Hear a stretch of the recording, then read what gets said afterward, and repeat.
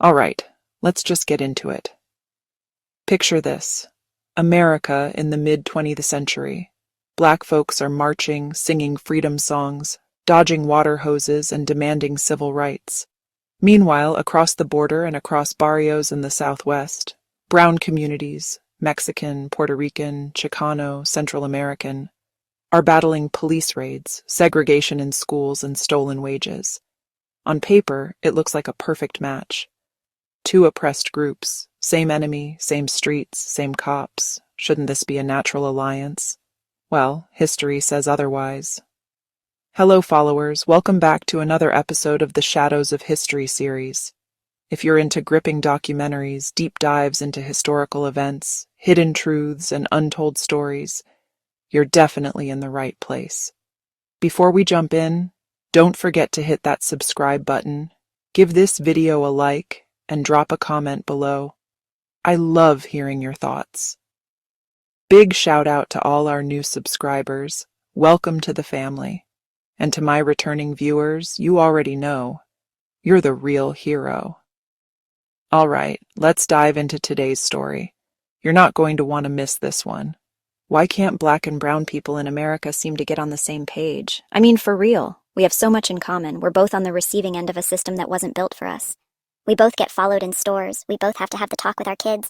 The talks are slightly different versions of the same scary movie. We share neighborhoods, we share music, we share food. Yet when it comes to real, solid, ride or die unity, it's complicated. It's messy. It's like trying to get your immigrant parents to say I love you out loud. The feeling is there, somewhere, but the words just don't come out right. So what's the deal? Why does it feel like we're two distant cousins at a family reunion, forced to sit at the same table, making awkward small talk about our wedding?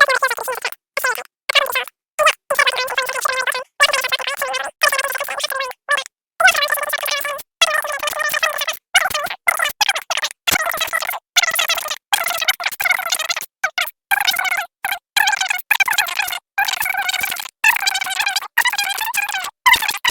It's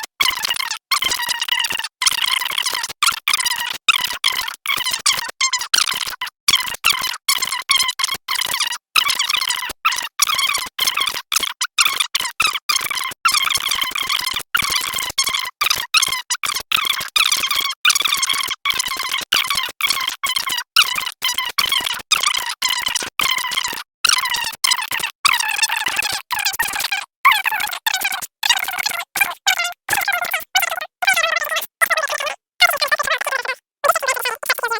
what? Instead of recognizing the family sharing all that time, why do we have to fight for each other? Look around, you can see the dynamics playing out right now. So after all that, are we just doomed? Is black-brown unity a pipe dream? By the 1980s and 90s, immigration became the hot button issue.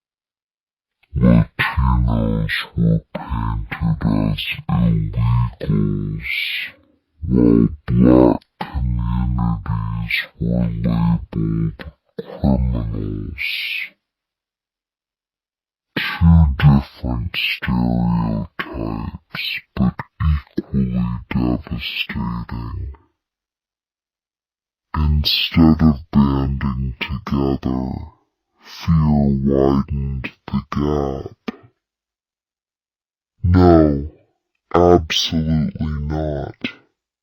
Politicians played the numbers game.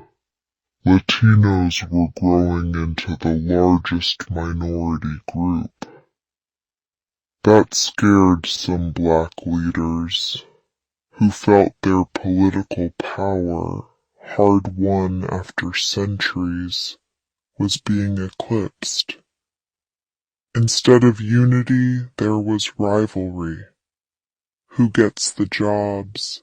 Who gets the scholarships? Who gets the political spotlight? We have the blueprint. Look back at Fred Hampton's Rainbow Coalition. Add to that the reality that some Latinos tried to pass closer to whiteness, distancing themselves from blackness. And on the flip side, Some black folks looked at new immigrant groups as outsiders who hadn't paid their dues in the American struggle. Suspicion ran both ways. He focused on a shared enemy: economic exploitation and systemic oppression. Now we live in an America where Black Lives Matter marches fill the streets, while immigration detention centers cage brown children. Both movements are massive, emotional, and urgent, and yet the unity is fragile.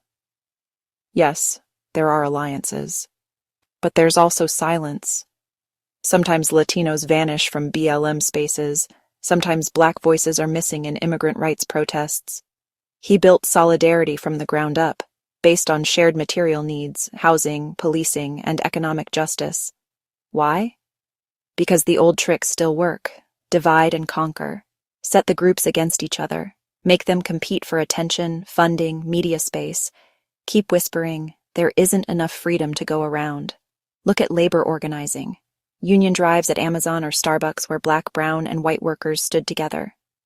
But here's the kicker. The idea that unity is impossible might actually be the biggest myth of all. A story told and retold by those in power so often that people believe it. History shows us the failures, yes, but also those flashes when alliances sparked. Panthers and Brown Berets, BLM activists marching with immigrant rights groups, coalitions for labor strikes. Because the fight for wages, benefits, and safer conditions transcends race.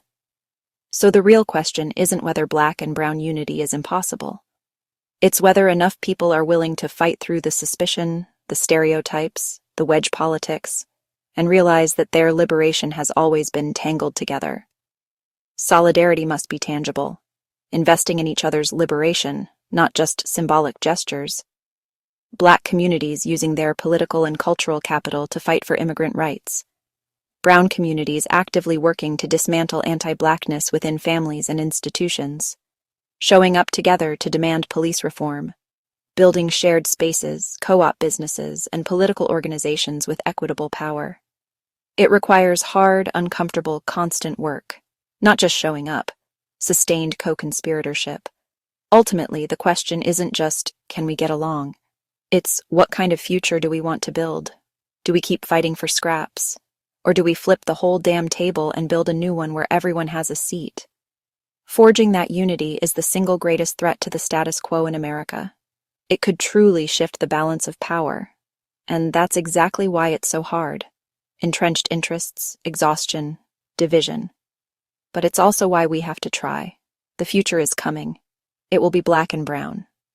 The only question is whether we'll face it together.